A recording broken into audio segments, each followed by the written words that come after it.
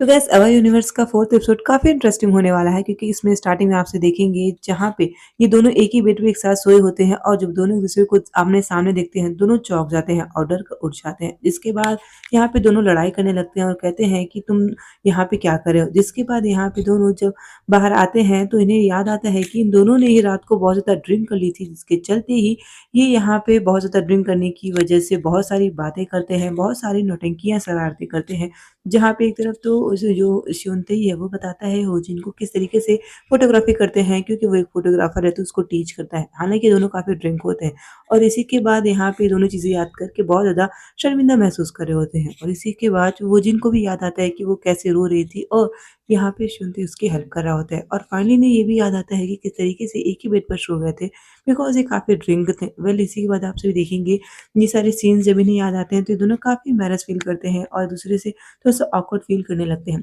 जिसके बाद ये दोनों डिसाइड करते हैं कि अभी दोनों कभी भी घर पे ड्रिंक नहीं करेंगे बिकॉज़ ये बेबी के लिए बिल्कुल भी अच्छा नहीं होने वाला है। फिर इसी के बाद कुछ दिन बीतते जाते हैं और ये सभी यहाँ पे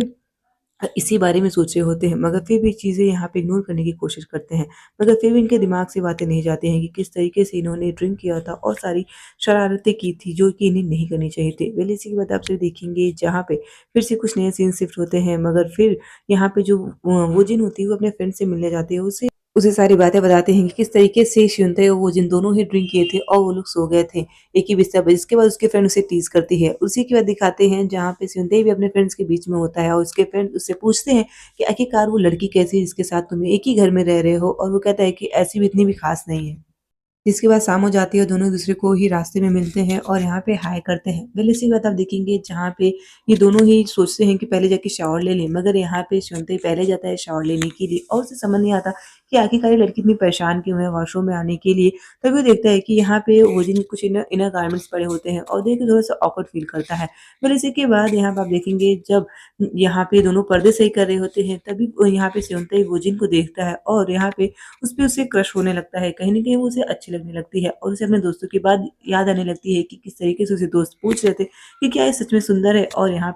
यहाँ पे स्योंदे कहता है कि हाँ, ये लड़की सुंदर तो है और अच्छी भी है। वेल इसी के बाद यहाँ पे जो वो जिन है वो भी यहाँ पे नोटिस करने लगती है स्योंतई को और वो भी देखती है कि हाँ, ये जो स्योंतई है ये भी काफ़ी हैंडसम है, काफ़ी स्मार्ट है। और इसी के बाद आपसे देखेंगे यहाँ पे जो बेबी है, इस बेबी की भी क्यूट सी हरकतें दिखाई देती हैं इसी सीन्स के बीच में और इसी के बाद इन दोनों का ध्यान अब एक-दूसरे पे होने लगा है, दोनों एक-दूसरे को नोटिस भी करने लगे हैं। फिर इसी के बाद वोजिन का सीन आता है जहाँ पे वोजिन नेक्स्ट डे ऑफ़िस में होती है, उसे ऑफ़िस में कुछ ज़्यादा वर्क मिल जाता है काम करने के लिए और इसी के बाद जब रात का टाइम आता है तो स्योंते जब बाहर यहाँ पे कूड़ा फेंकने जाता है तो यहाँ पे उसके जो पड़ोसी होते हैं वो दिखते हैं और यहाँ पे उनके पड़ोसी से कुछ बातें भी होने लगती हैं और यहाँ पे स्योंते इशारे में पड़ोसी को इशारा करता है कि प्लीज़ आप उसे कुछ भी ना कहें, यानी कि वोजिन से कुछ भी उसके लवी-डवी सीन्स के बारे में ना कहें। फिर इसी के बाद जैसे ही यहाँ पे वोजिन को पैर में चोट लगने वाली होती है कि तभी सिद्धू उसे बचा लेता है और ये सारी बातें यहाँ पे फ़ोन पे वोजिन का बॉस सुन लेता है।